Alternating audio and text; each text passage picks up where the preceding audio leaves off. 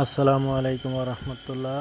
আল আমিন কর্মকার enterprise, Mirganj বাজার, ইনামরাওতা, সারঘাট, রাজশাহী। আমি কর্মকারের কাজ করি।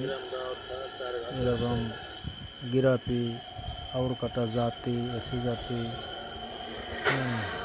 ভুঁই চাষ করা ফাল ইত্যাদি ধারে কাজ করি ইনশাল্লাহ। মোটামুটি দোকান দেওয়া বয়স অনেক। ভুঁই চাষ করার জন্য